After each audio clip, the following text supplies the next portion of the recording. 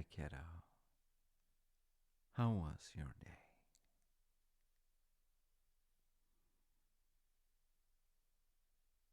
Oh, it's been a heavy one, huh? Some days are full of responsibilities, but then it is important to get a good night's rest and make sure that you can relax after the day.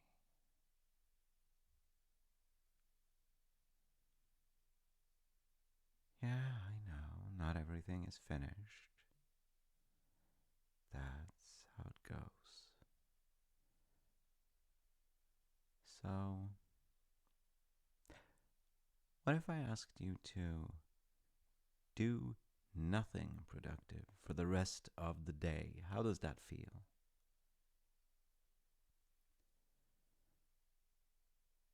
Well, if that wouldn't feel okay, then I think you should do the productive things you need, and you should do them right now. I can wait. Yeah, that's part of relaxation. Feeling done and being done helps a lot.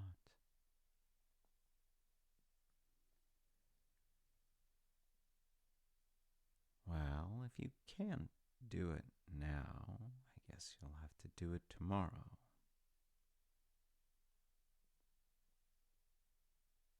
It can be hard sometimes, letting it go.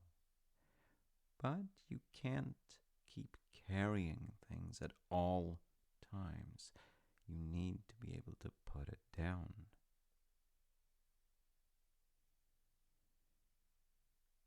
I know, that's pretty obvious. Actually, could you go fetch pen and paper? Yes, for real. Go fetch pen and paper.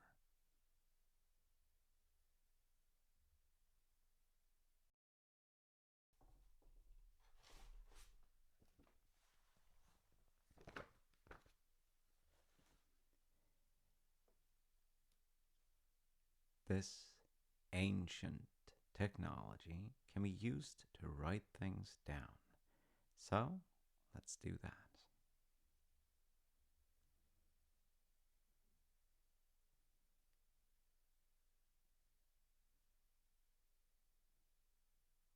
I know you could use a phone, but it's not the same.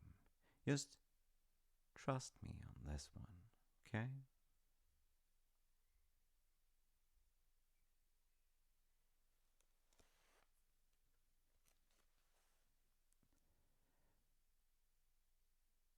So, I want you to write down all the things that you need to get done tomorrow.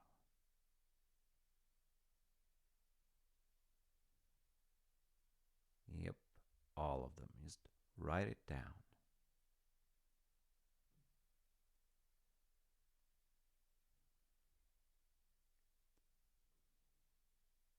And when you feel you're done, just take a look at that list and ask yourself if you did this and nothing else productive tomorrow, would that make you feel all right about it?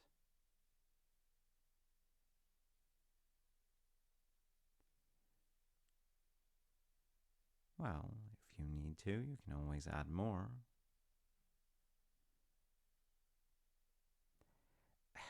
I mean, you can add world peace if you want to, but the plan is for you to do this tomorrow.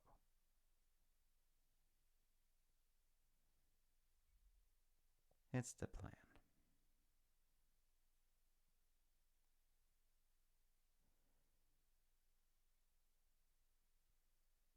So once it feels done, I'm going to show you a feature of pen and paper that a phone is, well, not quite as good for.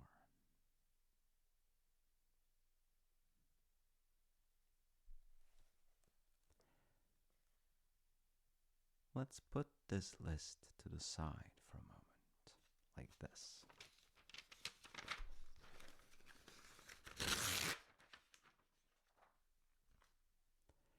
And we'll just put that here. Nice. And now, a new fresh sheet. Yeah, the plan is you look at this one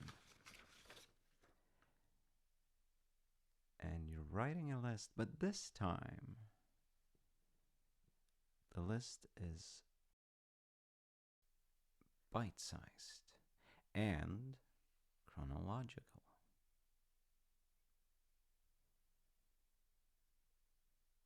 Well, how that plays out is pretty subjective, honestly.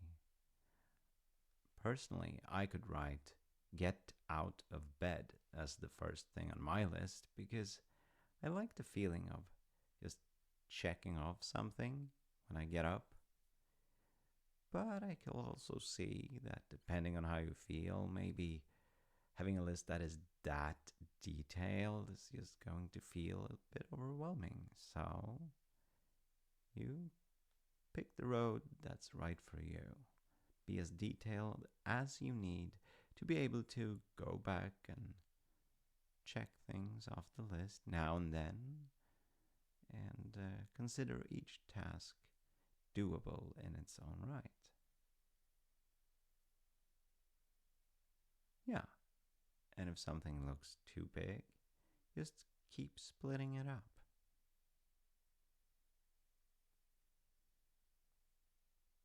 It's not revolutionary, in which case it wouldn't be ancient now, would it? But it does actually work.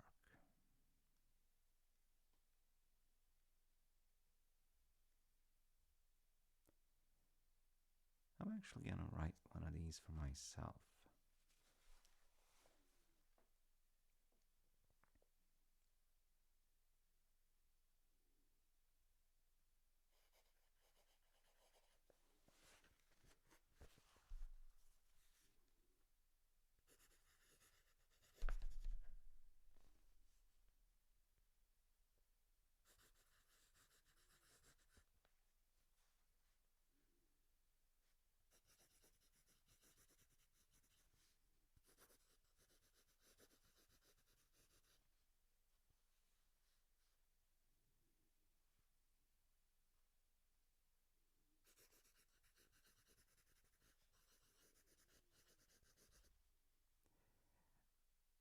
Honestly, I could go on. As I said, my lists are usually pretty detailed if I ever do this. I have barely made breakfast yet. But if you're done, that's what's important. I do it when I need it, and now, if I'm being honest, I don't need it. So I can finish it later.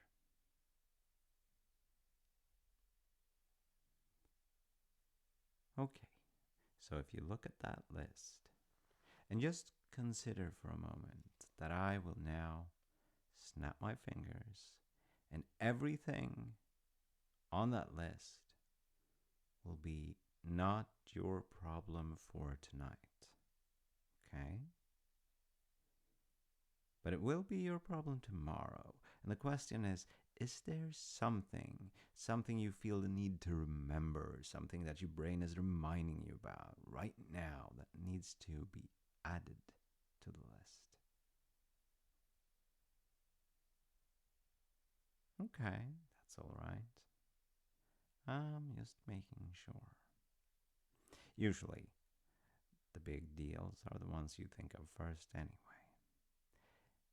Now, I'm going to snap my fingers. Then we're going to put this piece of paper away. Away as in put it where your phone is while you sleep. Exactly. And it means you'll get it when you need it.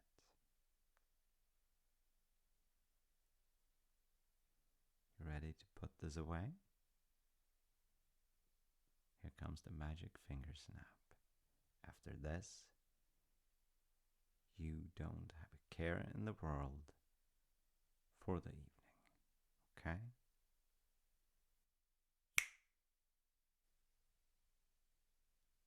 There. Simple as that. Now, let's take this, put it away, and put it with a text facing down. We don't want to end up reading it by mistake tonight.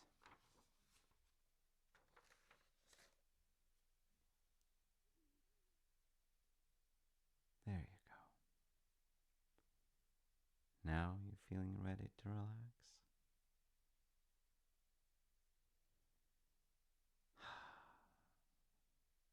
I'm happy to hear it. And also happy to see it because I can see it.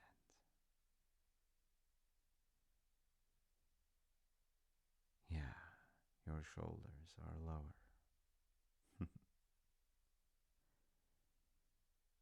It's very much a good thing. My dad used to say,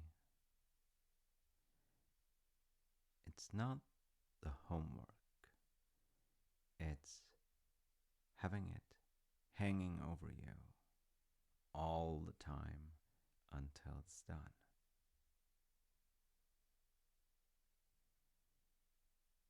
Yeah, I love it. I suppose that was meant to be an encouragement to actually do the homework, but also just write it on a list, don't bother, and then do it later. Also works as long as you do have the time, and you can't do everything all at once. I guess some things will always be hanging above you, depending on what responsibilities you do have.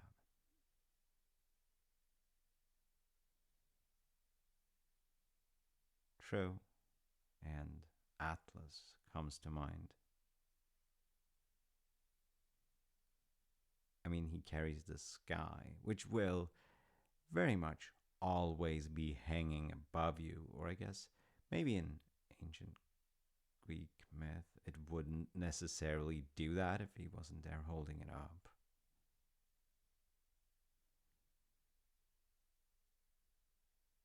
He is so very much known for being really strong, but there was more to him than that. For one thing, he was a great philosopher, but also, at least in my perception, he was fearful and defensive. It's not like he was afraid exactly, but when the revolution came, he sided with the old gods and the old powers, which just sounds to me like an action from fear, you know?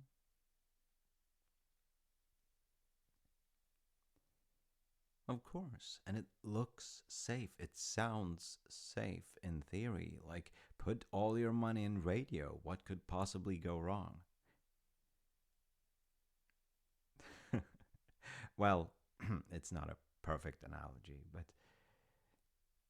things change, and he was not ready for that. And he ended up becoming punished to carry the heavens, standing at a western edge of the world, holding up the heaven.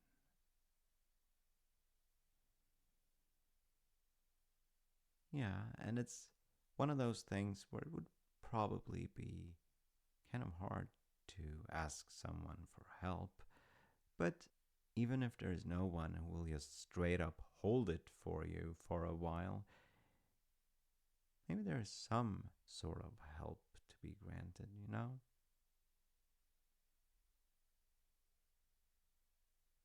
Yeah, you don't have to solve the problem to be helpful about it, I don't think.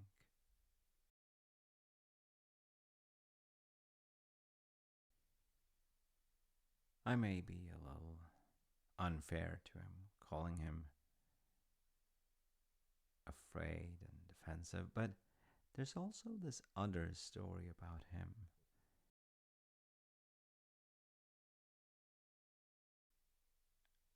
As you may remember, Atlas was eventually turned to stone, and thus he became the Atlas Mountains.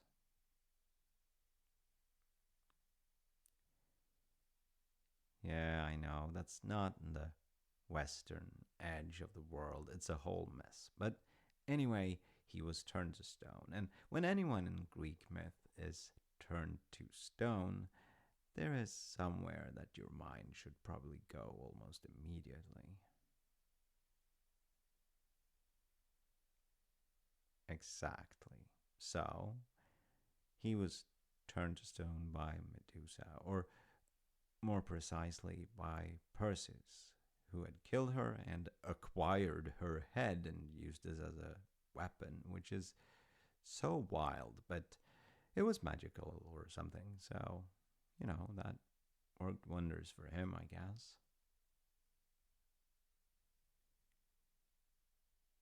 Yeah, let's not get stuck in the details. But anyway,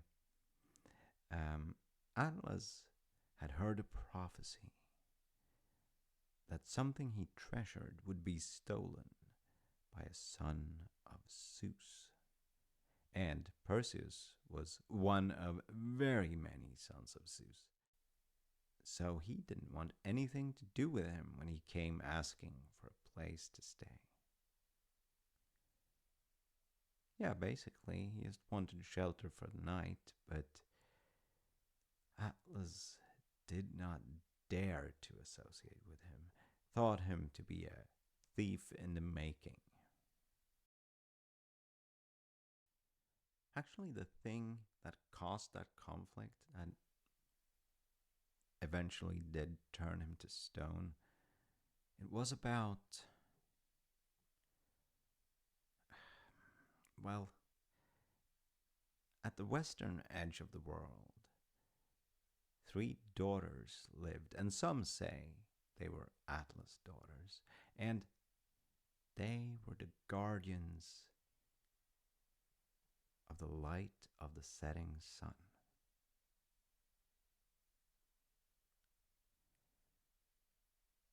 Yeah, you would think that light doesn't really need a guardian, but this time it was manifest in a physical object that needed care and could very much be stolen.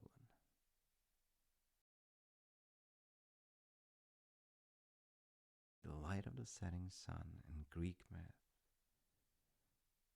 was represented by golden apples.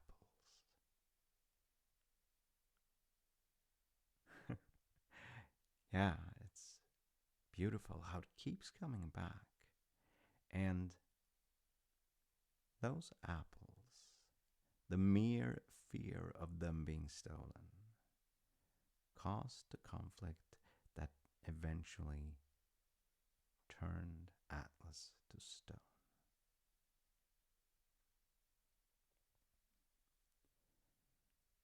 I think I think it's such a beautiful image in a way because Atlas was scared and he wasn't very generous, so he didn't dare to take care of Perseus. And so he turned to stone, the man who backed the old gods and then became punished, tied up doing the same job every day forever, literally forever. He stopped feeling, he stopped moving, and he stopped living. I feel like there's something there about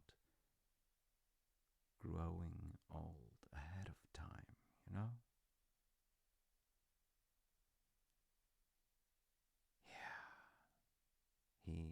turned to stone. Again, I feel I'm being a bit unfair to him by blaming him for this. But I really want that story to somehow be about him being an old grumpy man and that he could have just related to this whole thing differently and it would have been better for him. He would still be alive in some sense, even if that life would be somewhat caged in and not amazing or powerful or free in any of the standard senses, but it would still be life, you know?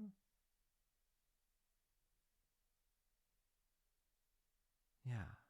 I think we all have our cages in a way. We all have our tasks that bind us down, and we have to relate to them in ways that do not turn us to stone.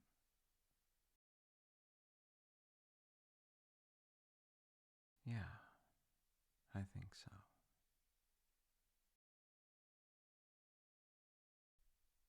I mean, we are not punished by the divine beings to be chained to a single task that we need to do forever and ever, even if some days we might feel like that's what's going on, but it's not.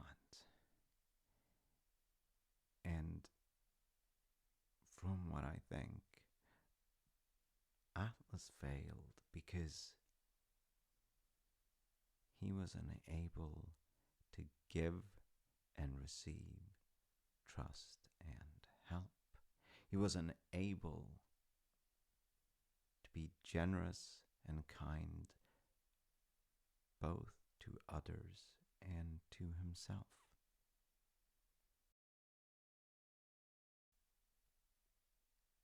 Again, slightly unfair hot take.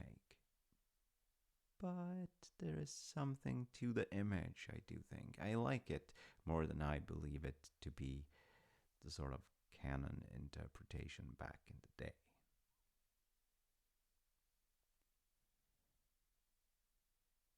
It's important both to be able to be generous and kind and giving to other people and give help, and to be able to receive help as well. You know, I love to help you. Probably more than what is possible if I ever could. But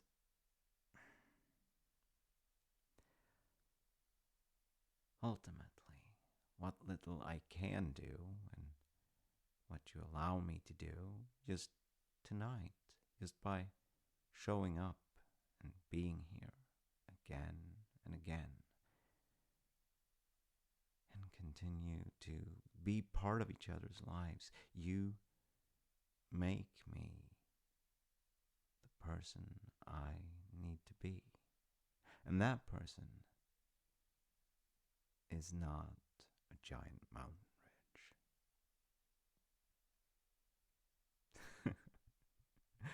Well, I try.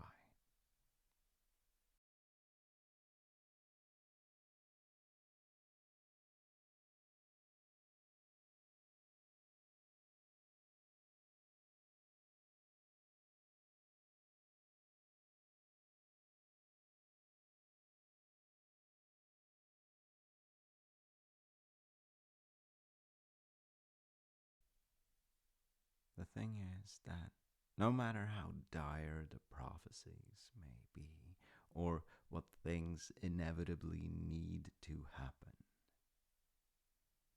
they don't all need to happen immediately. And that simple distinction can allow us to have hope. And that is at the core of everything.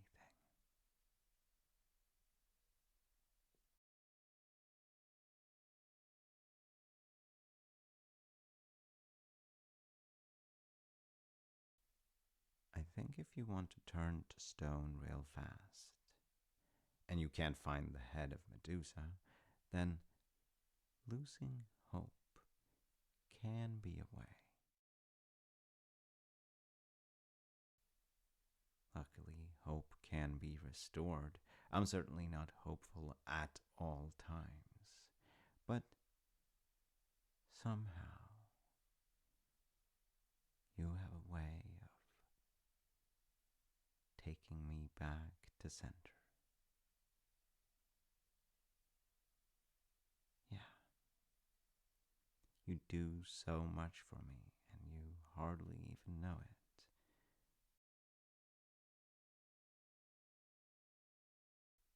And it's part of why I love you so much. That part is a little complicated because I don't want to say that I love you because of what you do for me, like as an exchange or something like that. But I can't deny that it's part of what makes you wonderful. But if you didn't do anything for me, you know, yeah, because that's how love works. And I love you truly and unconditionally.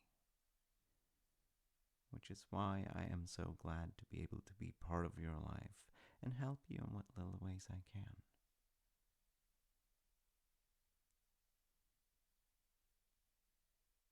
You already do, kiddo. You really do. And I'll love you as long as the sky is above us. Well, possibly longer than that. Let's put it like that. I'll always love you. You know that, right? Good. Don't you ever forget it. It is always